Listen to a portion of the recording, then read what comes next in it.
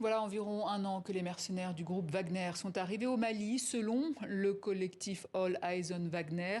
En français, tous les regards tournés vers Wagner, alors que, je le rappelle, le Mali continue de démentir la présence de Wagner au Mali et évoque simplement celle d'instructeurs russes. C'est dans ce contexte que sort le rapport des droits de l'homme du collectif All Eyes on Wagner, rapport coécrit par Dimitri Zoufré. Bonsoir, vous êtes journaliste à la télévision suisse RTS. Dans ce rapport très détaillé, très fourni, vous décrivez l'arrivée de Wagner au Mali dans un contexte politique instable, donc propice, et vous expliquez comment l'expansion de Wagner au Mali s'est accompagnée d'une campagne d'influence publique visant à discréditer la présence de la France, tout en faisant l'éloge de l'implication de la Russie et du groupe Wagner.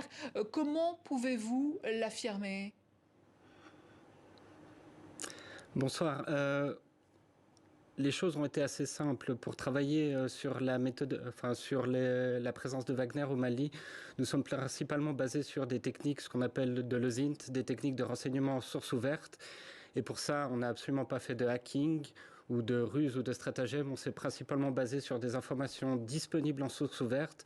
Ça veut dire des témoignages de survivants de massacres qu'on peut retrouver sur Facebook ou sur d'autres réseaux sociaux comme Telegram, de l'analyse d'imagerie satellite. On a pu clairement ainsi montrer l'évolution de construction des bases de Wagner du côté de Bamako. Voilà en gros les principales techniques qu'on a utilisées. Alors une présence en expansion depuis un an, vous décrivez ainsi la chaîne de commandement avec un certain Ivan Maslov pour diriger les unités des mercenaires déployés au Mali. Vous décrivez également les différentes violations des droits de l'homme en détail. Et depuis leur arrivée au Mali, les mercenaires de Wagner sont liés, selon vous, selon le collectif, à plus de 370 victimes civiles. Comment ces massacres sont-ils organisés ? Alors principalement au niveau des massacres, il faut savoir que ce qui se passe au Mali se déroule simultanément à ce qui se passe en Ukraine, où les troupes de Wagner sont présentes. Les troupes de Wagner sont aussi présentes en RCA et on retrouve à peu près les mêmes patterns partout.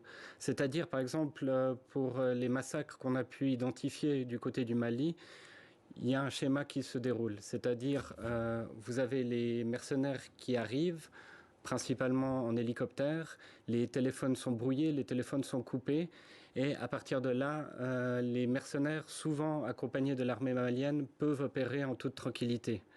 C'est donc un modèle présent ailleurs, et pour continuer à prouver ce travail, on a pu se baser aussi sur des photos qu'on a pu obtenir par des ONG présentes sur place au Mali, et également par des photos et des informations disponibles sur les réseaux sociaux. Alors, les responsables de ces massacres ont été occultés, dites-vous, dans certains cas par cette cyber-influence. Or, il se trouve que certains de nos téléspectateurs, et sur les réseaux sociaux, diront que c'est propagande contre propagande. Ce genre de rapport est destiné à discréditer Wagner pour redorer Barkhane, par exemple, et les forces françaises. Je rappelle que vous êtes suisse. Que répondre à ces critiques ? Alors, il faut savoir que le travail principal d'All Eyes on Wagner est de se focaliser sur les opérations et sur les interventions de Wagner dans le monde entier. Donc nous, on se focalise véritablement sur Wagner. Et au niveau de la cyberinfluence, c'est assez intéressant à regarder. Les mécanismes se retrouvent aussi en République centrafricaine, en Syrie. Les modèles existent. Et au niveau de la cyberinfluence, il y a d'autres éléments qui sont assez intéressants à observer, comme l'appui d'influenceurs panafricanistes comme Kémy Séba, qui a reconnu dans une vidéo notamment travailler de concert avec la galaxie de Prigojine, Evgeny Prigojine, qui est justement le fondateur de Wagner. Merci Dimitri Zoufré. Je rappelle que vous êtes membre du collectif All Eyes on Wagner et journaliste à la télévision suisse RTS.